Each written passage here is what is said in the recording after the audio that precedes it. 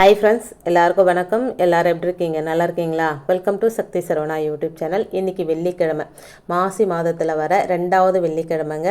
அதோட இன்றைக்கி பௌர்ணமி திதி சாயந்தரம் தொடங்குது. பௌர்ணமி அப்படின்னாலே நமக்கு ஞாபகம் வர்றது கிரிவலம் தான்.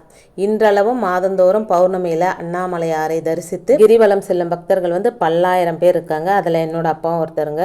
ஒரு மாதம் கூட தவறாமல் திருவண்ணாமலைக்கு போய் கிரிவலம் போயிட்டு வந்துடுவாருங்க. எந்த சூழ்நிலையிலும் இந்த கிரிவலத்தை மட்டும் மிஸ் பண்ணவே மாட்டாருங்க.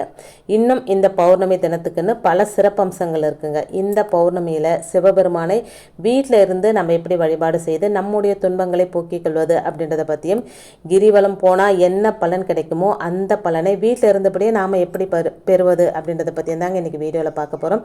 இப்போ தான் ஃபஸ்ட் டைம் என்னோடய வீடியோஸ்லாம் நீங்கள் பார்க்குறீங்க அப்படின்னா ப்ளீஸ் சேனலுக்கு சப்ஸ்கிரைப் பண்ணி சப்போர்ட் பண்ணுங்கள். ரொம்ப எளிமையான ஆன்மீக தகவல் தான் உங்களோட நான் ஷேர் பண்ணிக்கிட்டு வரேங்க. அதனால் தயவு செஞ்சு சப்போர்ட் பண்ணுங்கள். நீங்கள் சப்போர்ட் பண்ணால் தான் எனக்கு அடுத்தடுத்த வீடியோ பண்ணுறதுக்கு ஒரு மோட்டிவேட்டாக இருக்குங்க.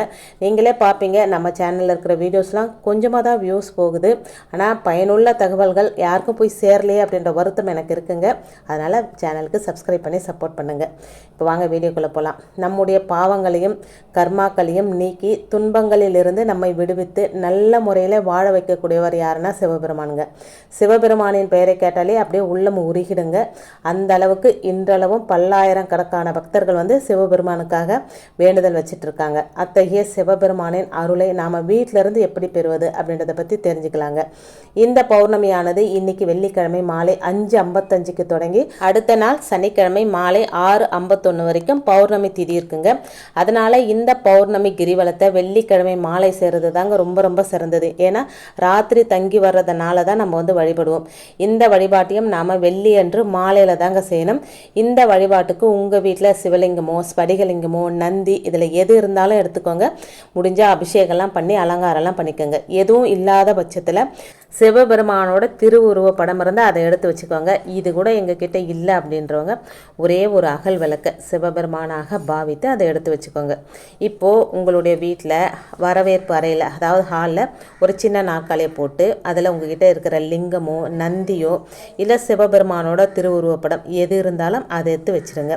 அடுத்ததாக ஒரு சின்ன தட்டில் அகல் விளக்க சுத்தம் செஞ்சு மஞ்சள் குங்குமம் போட்டு வச்சு நல்லெண்ணெய் ஊற்றி திரி போட்டு அந்த விளக்கையும் படத்துக்கு முன்னாடி வச்சுருங்க.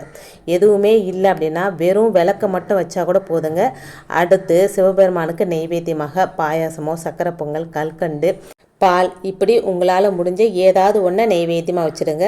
சிவபெருமானை நினைத்து ஏற்றப்படும் இந்த தீபம் கிழக்கு நோக்கி எரியும்படி பார்த்துக்கோங்க. இப்போது இந்த தீபத்தையே நீங்கள் சிவபெருமானாக மனசுக்குள்ளே நினச்சிக்கோங்க. இந்த விளக்கை 11 முறை வலம் வரணுங்க.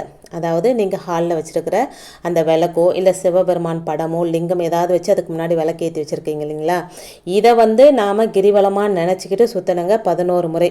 இப்படி நம்ம சுற்றும் போது ஓம் நம சிவாய அப்படின்ற அந்த 5 எழுத்து மந்திரத்தை தொடர்ந்து சொல்லிக்கிட்டே இருக்கணுங்க. அதே நேரத்தில் அண்ணாமலையில் கிரிவலம் வருவதாக உங்கள் மனசுக்குள்ளே நினச்சிக்கோங்க.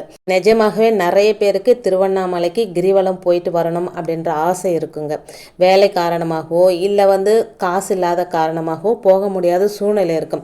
எப்பவுமே கிரிவலம் நாம் நினச்சா போகவே முடியாதுங்க. நம்ம போகணும் அப்படின்னு முயற்சி செஞ்சாலும் நிறைய தடைகள் வரும். 1லிருந்து 3 கிரிவலம் வரைக்கும் நமக்கு தடைகள் வந்துக்கிட்டே இருக்கும். போக முடியாத அளவுக்கு தடைகள் வந்துட்டு இருக்குங்க. 3 கிரிவலம் போயிட்டோம் அப்படின்னா அதுக்கப்புறம் எந்த தடைகளும் வராமல் தொடர்ந்து மாதம் போகணும் அப்படின்ற ஒரு எண்ணம் அது சிவபெருமானே நம்மளை அழைச்சி பாருங்க. ஏன்னா அது அனுபவபூர்வமான உண்மைங்க. என்னால் இது வரைக்கும் ஒரு தரம் கூட என்னால் கிரிவலம் போக முடியலைங்க. ஆனால் என்னோட அப்பா தொடர்ந்து மாதம் கிரிவலம் போயிடுறாரு. உடம்பே முடியல, எந்திரிக்க முடியாத சூழ்நிலை இருந்தாலும் கிரிவலம் மட்டும் போயிடுறாருங்க. அது எப்படின்னு தெரியல. அதுதான் கடவுளோட சக்தி அப்படின்னு நினைக்கிறேன். உங்களுக்கு நேரடியாக திருவண்ணாமலை போய் கிரிவலம் போகணும் அப்படின்ற ஆசை இருக்குது, போக முடியல அப்படின்றவங்க இன்றைக்கி இந்த பௌர்ணமியில் இந்த முறையில் நீங்கள் வீட்டில் வழிபாடு செஞ்சு பாருங்கள்.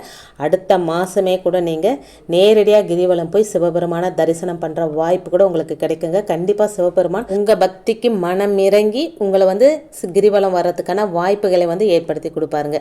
இப்படி நீங்கள் வீட்டில் வலம் வழிபாடு செஞ்சு முடித்த பிறகு நெய்வேத்தியத்தை வீட்டில் இருக்கிறவங்களோட சேர்ந்து சாப்பிடுங்க.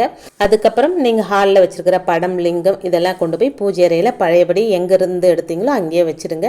தீபத்தையும் கொண்டு போய் பூஜை அறையில் வச்சுடுங்க. இந்த தீபம் குறைந்தது 1 மணி நேரமாவது எரியணும். அதை மாதிரி பார்த்துக்கோங்க. உண்மையான பக்தியோட உள்ளம் உருகி சிவபெருமானை இந்த முறையில் வணங்கும் போது நிச்சயமாக சிவபெருமான் மனமிறங்கி உங்களுக்கு அருள் புரிவாருங்க. இந்த வேண்டுதலை செய்வோர் யாராயினும் அவருடைய துன்பங்கள் அனைத்தையும் சிவபெருமான் தீர்த்து விடுவார் அப்படின்றது நம்பிக்கைங்க. அத்துடன் கிரிவலம் போய் வழிபட்ட முழு பலனையும் பெறலாம் அப்படின்றது கூடுதல் தகவலுங்க. நீங்கள் அடுத்த மாதமே கூட நேரடியாக போய் சிவபெருமானை வழிபாடு செய்யலாம். திருவண்ணாமலைக்கே போய் வழிபாடு செய்யலாம். இந்த வழிபாட்டு முறையில் நம்பிக்கை இருந்தால் நீங்களும் இந்த வழிபாட்டை செய்து சிவனோட அருளை முழுமையாக பெறலாம். நம்பிக்கையோடு செய்யுங்க, எல்லாம் நல்லதே நடக்கும். இன்றைக்கி வீடியோவில் நான் சொன்ன விஷயங்கள் உங்களுக்கு பிடிச்சிருந்தது அப்படின்னா சேனலுக்கு சப்ஸ்கிரைப் பண்ணி சப்போர்ட் பண்ணுங்கள். இந்த வீடியோவை உங்கள் ஃப்ரெண்ட்ஸ் அண்ட் ஃபேமிலிக்கும் ஷேர் பண்ணி விடுங்க. இன்னொரு எளிமையான ஆன்மீக தகவலோடு உங்களை சந்திக்கிறேன். அது வரைக்கும் நன்றி, வணக்கம். Take care and bye friends.